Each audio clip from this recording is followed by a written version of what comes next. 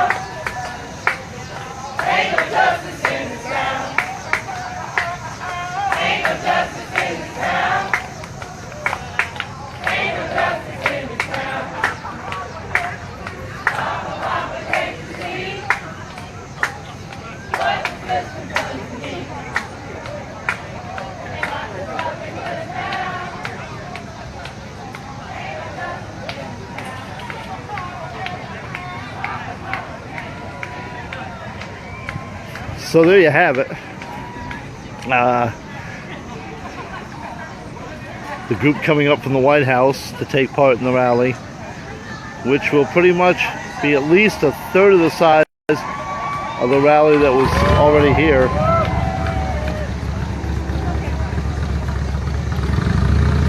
Sometimes, as a reporter, you just gotta be lucky and be in the right place at the right time. A serious confession. I stepped out in front of the Capitol building to have a cigarette, and as I was doing that, these guys came up. Yeah, I guess So all the rest of the media is up and by the portico of the Capitol for the rally. We got them marching in. So there you go, tap into South Brunswick and Cranberry, folks. You got something that you will not see anywhere else. The group of demonstrators coming up from the White House to the west lawn of the Capitol. A little bit of luck involved there. But as you can see now, that added about a third more, maybe half more, to the group that was already assembled here, which was already probably 2,000 or 3,000. So I would say now we're definitely in the 4, maybe 5,000 territory as the lights come on in the Capitol.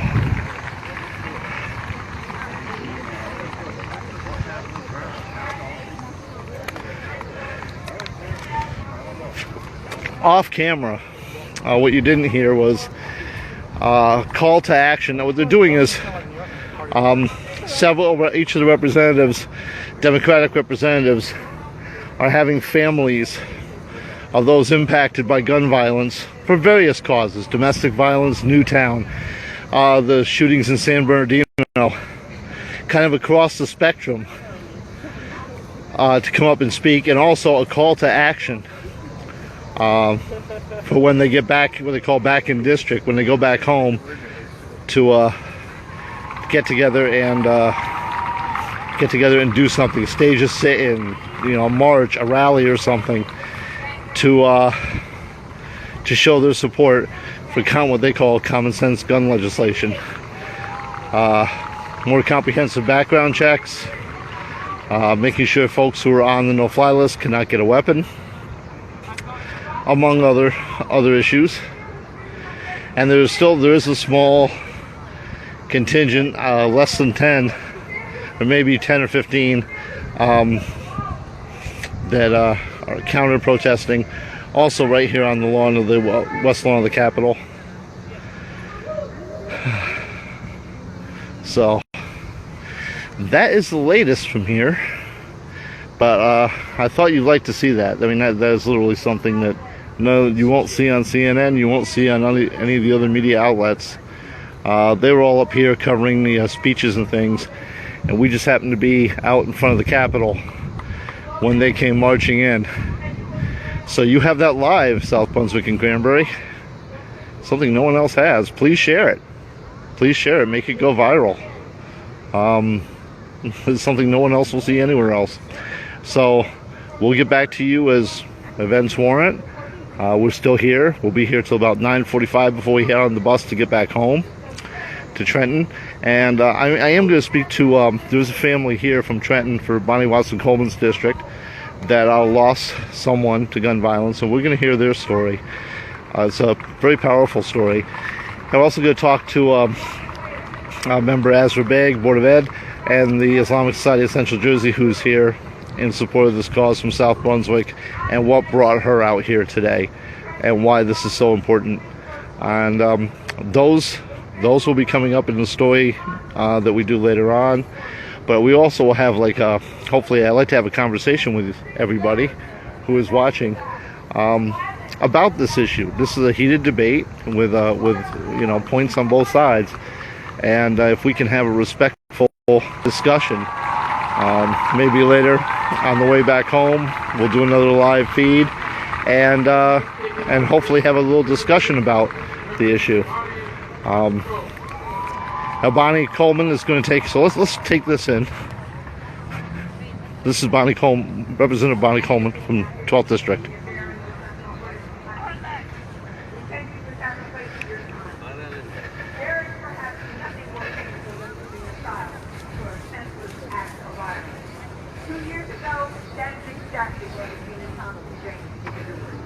She is comforted by the fact that she knows that her son died saving the lives of 2 young women. But that doesn't change the fact that she can't hold her son anymore, that she won't see the man he would become. She can't even go into his bedroom anymore. This is another face of why it's time for change, why we need reform, and why Congress must do its job.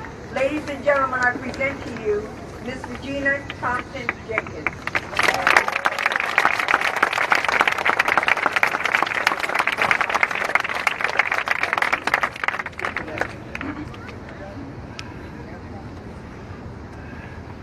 I know firsthand about gun violence and the lasting impact it can have on a person, a family, a community, even a nation. My name is Regina Thompson-Jenkins, and I am the mother of 19-year-old Trey Lane, who was the 15th murder in the city of Trenton. 15. I can't get that number out of my head. Trey was killed on September 22nd, 2012, by sacrificing his life to save 2 young ladies to avoid a bigger tragedy. He was my only child. Trey died a hero, but that doesn't take away my pain. This is personal for me, because my story today can be any one of your stories tomorrow. I feel like I'm always defending my son's character or his honor. Not every black and brown child wears their pants hanging down. Not every black and brown child stands on the corner selling drugs. Not all black and brown children are in gangs. My son was not affiliated with any of those things. Yet, he was killed by a senseless act of gun violence. And I stand before you as a grieving mother. Trey was in college, yet I will never see him walk across the stage. I will never see my son get married, so I will never know the feeling of that mother and son dance. I will never have grandchildren. I will never know the reason why someone chose to shoot into a crowd of people and take the love of my life, my pride, and my joy. What I do know, that we have to make the gun law stricter so another mother doesn't feel the way I do.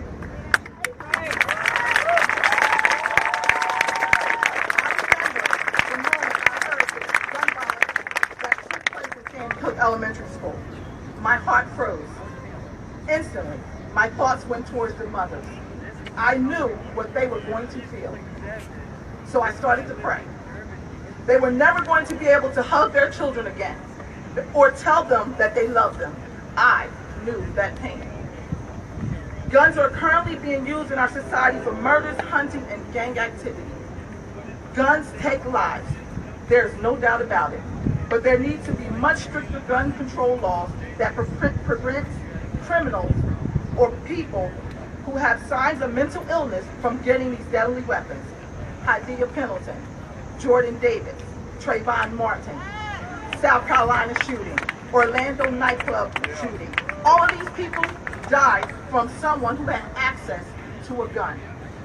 If there is even one thing we can do, even one step we can take to save another person, prevent another mother from feeling the grief I do today, then we must act on it. So today, I urge you, we the people, we have the power. In November, take 5 people to vote. Let's change.